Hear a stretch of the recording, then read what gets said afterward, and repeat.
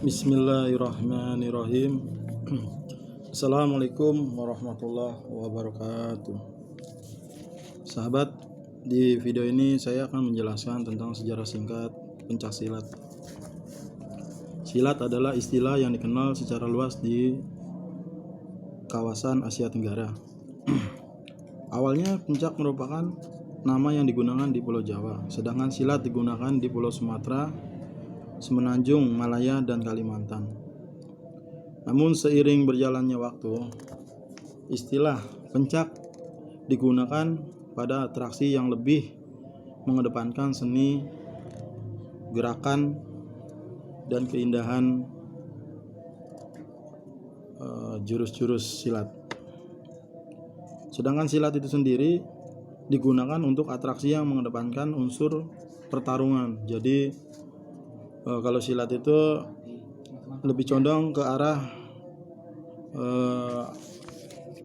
tarung, jadi satu lawan satu atau satu lawan lebih dari satu, seperti itu. Jadi kalau pencak itu dia lebih condongnya gerakan atau seni dari pencak silat itu sendiri, seperti kembang-kembangnya silat atau jurus-jurus. Namun kalau silat sendiri itu dia lebih pada gerakan tarung, baik secara individu ataupun secara kelompok gitu. Seiring berjalannya waktu, istilah seni bela diri ini menjadi populer di saat sekarang ini. Bahkan kalangan dunia pun mulai mempelajarinya, orang-orang internasional, bukan hanya orang-orang Indonesia. Tujuannya adalah untuk mengembangkan pencaksilat itu di negaranya sebagai kesenian dan budaya dan juga sebagai cabang olahraga. Dalam Kamus Bahasa Indonesia, pencaksilat merupakan permainan atau keahlian dalam mempertahankan diri dengan kepandaian menangkal, menyerang, atau membela diri.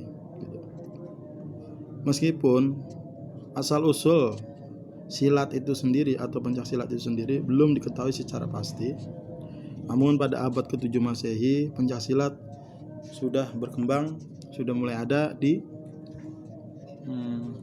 Pulau Nusantara, yaitu yang saat ini dinamakan Indonesia. Jadi pada abad ke-7 Masehi pencaksilat sudah ada, yaitu di masa kerajaan Sriwijaya yang ada di Riau ya.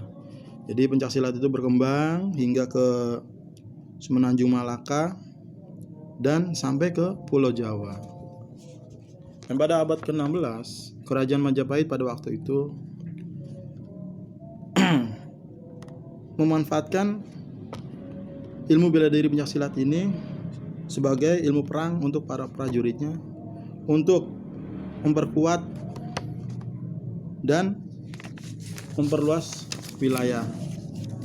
Jadi selain pencaksilat itu ada sebagai budaya seni atau kesenian, tapi di situ juga dia adalah sebagai ilmu kanuragan atau ilmu bela diri yang sejak dahulu kala nenek moyang kita sudah mempelajarinya, hingga pencaksilat itu turun menurun dari mulut ke mulut, dari guru ke murid, dan hingga berkembang sampai saat ini.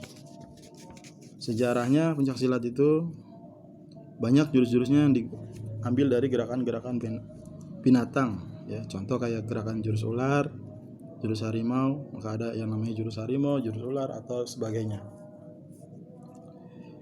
Dan saat ini pencaksilat sudah mencapai ke jenjang internasional, bahkan sudah diikutsertakan dalam event-event olahraga seperti SEA Games atau Asian Games.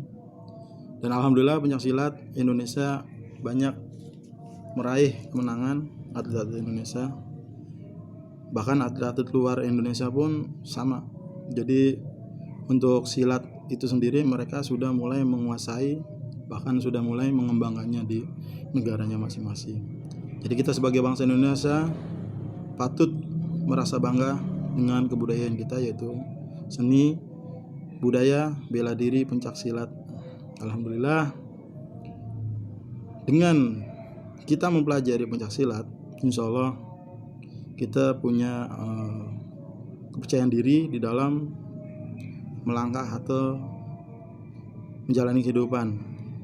Ketika bila mana ada sesuatu kejahatan menimpa diri kita, paling tidak kita bisa menangkalnya secara yang kita mampu, yang kita miliki dengan kita mempelajari pencaksilat itu. Ya alhamdulillah, saya juga dulu pernah mempelajari yang namanya bela diri pencaksilat pada masa-masa remaja ketika masih sekolah di Tegal, Slawi, yaitu waktu STM. Dan alhamdulillah manfaat dari pencaksilat itu sangat berharga sekali buat diri saya gitu. Ketika saya merantau ke Jakarta atau kemana, jadi kepercayaan diri itu ada karena kita merasa memiliki suatu keberanian ketika menghadapi persoalan baik yang sifatnya itu tindak kejahatan, karena sudah terbukti mental kita ketika kita latihan itu sudah diuji secara mental, secara fisik oleh guru-guru pada waktu itu. Alhamdulillah, jadi perlu kita untuk mempelajari pencaksilat itu bukan untuk gaya-gayaan atau untuk jago-jagoan, tapi sebagai mempertahankan diri kita ketika kita dizolimi orang lain dalam bentuk fisik. Ya itulah sejarah singkat tentang pencaksilat, yang intinya hari ini kita harus selalu bersyukur dengan adanya pencaksilat, maka nama Indonesia mulai diperhitungkan, karena pencaksilat ini adalah suatu kesenian atau kebudayaan warisan leluhur nenek moyang kita yang sampai saat ini bisa kita rasakan dan kita lihat perkembangannya. Kurang lebihnya mohon maaf bila ada kata-kata saya yang kurang tepat, dalam arti ya sekedar berbagi pengalaman atau pengetahuan yang saya dapat dari referensi dari pihak-pihak yang berkompeten di bidang ini. Jadi, bila ada kata-kata saya yang kurang tepat atau kurang berkenan, mohon maaf yang sebesar-besarnya. Saya hanya mencoba menjabarkan sejarah singkat tentang pencaksilat ini. Lebih kurangnya itu yang dapat saya sampaikan. Mohon maaf lahir batin bila ada kata-kata yang kurang berkenan. Saya akhiri hadza wallahu yarana wa yafazuna walhamdulillahirabbil alamin. Assalamualaikum warahmatullahi wabarakatuh. Merdeka.